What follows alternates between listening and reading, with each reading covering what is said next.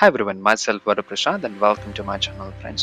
అయితే ఈరోజు వీడియోలో నేను మీకు మారటోరియం పీరియడ్లో మీకు ఛార్జెస్ ఏ విధంగా పడబోతున్నాయి అంటే మీరు తీసుకున్న లోన్స్ కానీ లేదంటే మీరు వాడుతున్న క్రెడిట్ కార్డ్ సంబంధించి కానీ ఛార్జెస్ ఎంతవరకు పడబోతున్నాయో ఈ వీడియోలో అయితే నేను మీకు చెప్పబోతున్నాను. అంతేకాకుండా మీ తాలూకు ఒపీనియన్ కూడా మీరు చెప్పండి. అంటే మారటోరియంతో మీకు ఏమైనా బెనిఫిట్ ఉందా లేదా మీ తాలూకు ఒపీనియన్ కూడా కామెంట్ చేస్తున్నారు. రాయవచ్చు. Without any delay let's get started.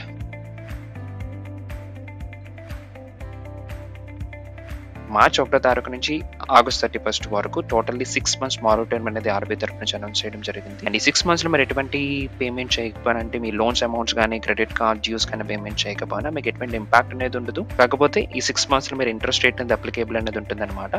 But మీకు సిబిల్ మీద ఎటువంటి ఇంపాక్ట్ అనేది ఉండదు. సో ఈ వీడియోలో అయితే నేను మీకు ఆ ఇంట్రెస్ట్ పార్ట్ ఏ విధంగా పడబోతుంది అండ్ ఎంతవరకు ఛార్జెస్ అని ఉండబోతున్నారో మనం తెలుసుకోబోతున్నాం. సో వన్ రిమైండర్ ఫ్రెండ్స్, మీరు ఇంతవరకు నా ఛానల్ కానీ సబ్స్క్రైబ్ చేసుకోకపోతే please kind go ahead and subscribe my channel. ఒక సింపుల్ వే చెప్తాను. ఒక సింపుల్ వే యూజ్ చేసి మీ తాలూకు ఛార్జెస్ అంటే మీరు 6 months కోసం ఒకవేళ మారటోరియం అప్లై చేస్తే ఎంతవరకు ఛార్జెస్ అవుతున్నా లేదంటే 3 months కోసం అప్లై చేస్తే ఎంతవరకు అవుతున్నా ఒక సింపుల్ క్యాలిక్యులేషన్ బేస్ మీద అయితే నేను మీకు చెప్పబోతున్నాను. ఒకవేళ మీరు మాన్యువల్లీ క్యాలిక్యులేట్ చేయాలనుకుంటే చాలా డిఫికల్ట్, ఎందుకంటే మీ తాలూకు ఇంట్రెస్ట్ రేట్ అనేది మంత్లీ డివైడ్ చేసుకోవాలి అండ్ మీ రిమైనింగ్ ప్రిన్సిపల్ అమౌంట్ మీద మీరు క్యాలిక్యులేట్ చేసుకోవాల్సి ఉంటుంది.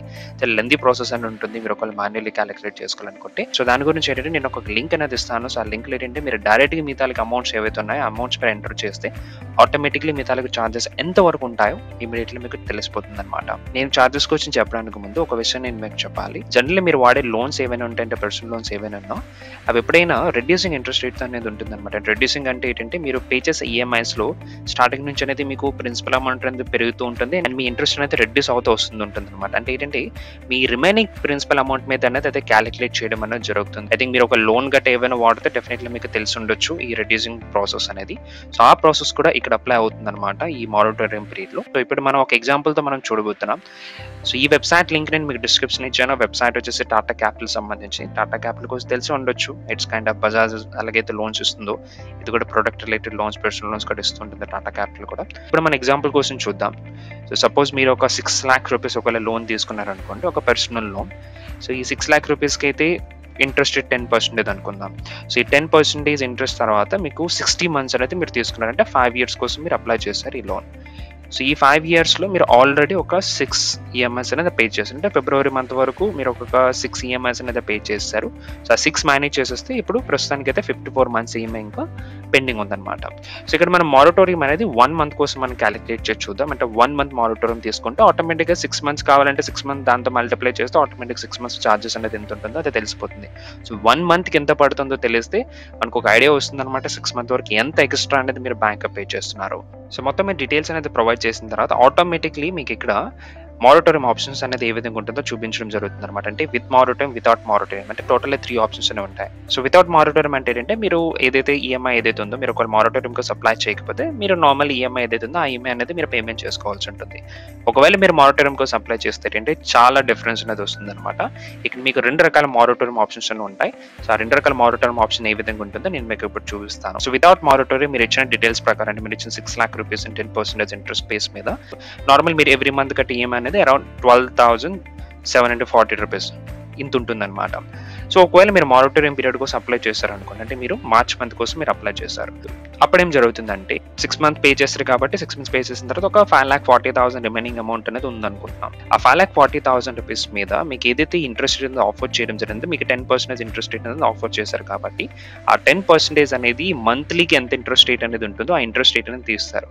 ఆ ఇంట్రెస్ట్ రేట్ అనేది మీ దానికి రిమైనింగ్ ప్రిన్సిపల్ అమౌంట్ ఆ టైంకి ఎంతైతే ప్రిన్సిపల్ అమౌంట్ ఉందో రిమైనింగ్ ప్రిన్సిపల్ అమౌంట్ అంటే 5,40,000 rupees మీద 1 month కి తగిన ఇంట్రెస్ట్ రేట్ తో క్యాలిక్యులేట్ చేస్తారనమాట. సో క్యాలిక్యులేట్ చేస్తే ఒక ఇంట్రెస్ట్ అనేది వస్తుంది. ఆ ఇంట్రెస్ట్ వచ్చేటప్పటికి 5,724 rupees అనేది కేవలం 1 month కి ఇంత ఇంట్రెస్ట్ రేట్ అనేది వచ్చింది. 5,724 rupees కేవలం మార్చ్ మంత్ కి మాత్రమే. ఎందుకు ఎంత వచ్చిందంటే మీకు ఆ టైంకి ఏదైతే రిమైనింగ్ ప్రిన్సిపల్ అమౌంట్ ఉందో దాని మీద ఇంట్రెస్ట్ రేట్ అనేది క్యాలిక్యులేట్ చేస్తారు కాబట్టి. సో దీని పరంగా మీరు చూసుకుంటే 1 month కోసం 5,000 వస్తే 6 months కోసం ఎంత వస్తుంది? 6 months కోసం అంటే ఆల్మోస్ట్ మీకు మోర్ దెన్ 35,000 అండ్ 36,000 వచ్చేస్తుంది అనమాట. ఇది అడిషనల్ ఛార్జ్. ఈ ఛార్జ్ ఏదైతే ఉందో మీకు ఈఎంఐ సంబంధించింది కాదు, మీ తలకు ప్రిన్సిపల్ అమౌంట్ సంబంధించింది కాదు. మీ నార్మల్ ఈఎంఐస్ పే చేస్తూ ఇంత అమౌంట్ ఎక్స్ట్రాగా మీరు పే చేయాలంటే మీరు మార్చ్ 1 నుంచి ఆగస్ట్ 31 వరకు మీరు ఆలోచిస్తే ఎంత ఎక్స్ట్రా మీరు పే చేస్తారో మీరు చెక్ చేసుకోవచ్చు. ఇక్కడ మీకు అడిషనల్ ఛార్జ్ ఎంత పడిందో మీకు తెలిసింది కదా. ఇప్పుడు మీకు 2 రకాల ఆప్షన్స్ ఉంటాయి. ఒకటి ఏంటంటే ఇంక్రీజింగ్ ఈఎంఐ అమౌంట్ అనమాట. అంటే మీరు మంత్లీ కట్టే ఈఎంఐ అమౌంట్ ఏదైతే ఉందో ఆ ఈఎంఐ అమౌంట్ అనేది ఇంక్రీజ్ చేస్తారు. ఆ ఇంట్రెస్ట్ రేట్ అనేది ఇంక్రీజ్ చేసి మీరు ఎవ్రీ మంత్ మీరు కట్టేసుకుంటారు అనమాట. Increasing EMI option.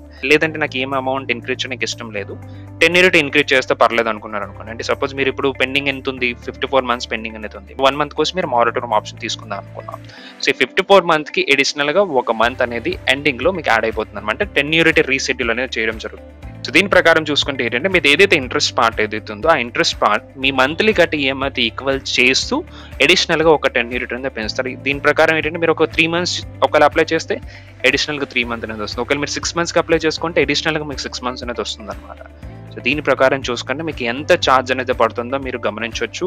సో ఈ మారటోరియం పీరియడ్ అనేది ఫైనాన్షియల్ క్రైసిస్ ఉంటే తీసుకున్నా పర్లేదు. ఒకవేళ ఫైనాన్షియల్ క్రైసిస్ లేకపోతే మీరు వెళ్ళి పేమెంట్ అయితే చేసుకోండి. సో ఇప్పుడు నేను మీకు క్రెడిట్ కార్డ్స్ కోసం నేను చెప్తాను. ఐ థింక్ మీకు లోన్స్ కోసం అయితే అర్థమై ఉంటుంది. ఏమైనా అర్థం కాకపోతే మీరు కామెంట్లో రాయవచ్చు.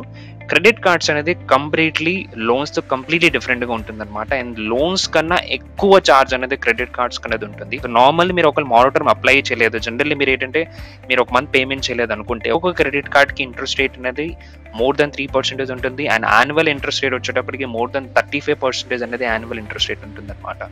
సో దీని ప్రకారం మీరు ఆలోచించుకుంటే మీరు ఒకవేళ మార్చ్ మంత్ మారటోరియం అప్లై చేస్తారు, మార్చ్ మంత్ లో మీరు పేమెంట్ చేయలేదు. సో పేమెంట్ చేయనందుకు మీకు ఇంట్రెస్ట్ రేట్ అనేది క్యాలిక్యులేట్ అవుతుంది. అది 3.5% అండ్ 18% GST.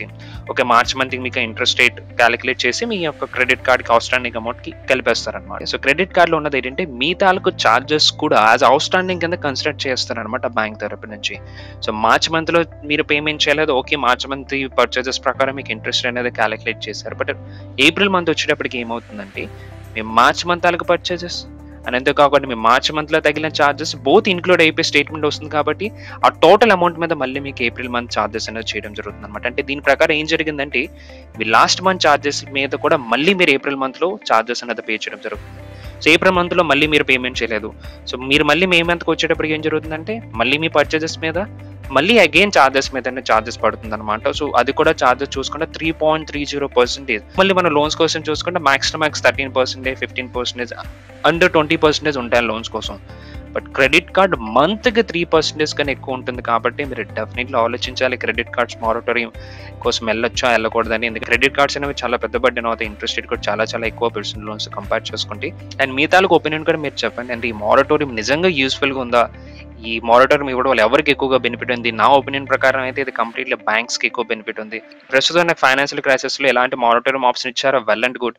బట్ ఎంతెంత ఛార్జెస్ అనేది బ్యాంక్ తరపు నుంచి ఛార్జ్ చేస్తే అది బ్యాంకే బెనిఫిట్ అవుతుంది తప్పించి కన్స్యూమర్ కి ఎక్కడ నాకైతే బెనిఫిట్ అయితే పెద్దగా అనిపించలేదు. బట్ ఓన్లీ థింగ్ ఏంటంటే మన తాలూకు సిబిల్ మీద అంత ఇంపాక్ట్ ఉండదు. అదొకటి నేను అప్రిషియేట్ చేస్తాను. బట్ మీ తాలూకు ఒపీనియన్ కూడా మీరు కామెంట్ లో రాయండి. అది మారటోరియం ఆప్షన్ అనేది నిజంగా మనకి హెల్ప్ఫుల్ గా ఉందా లేదనేది కామెంట్ లో రాయండి. అంతేకాకుండా ఏమైనా డౌట్స్ ఉంటే మాత్రం please can go ahead and comment on the video, and please can go ahead and subscribe my channel for the latest update. For now I'm signing off. Have a great day friends.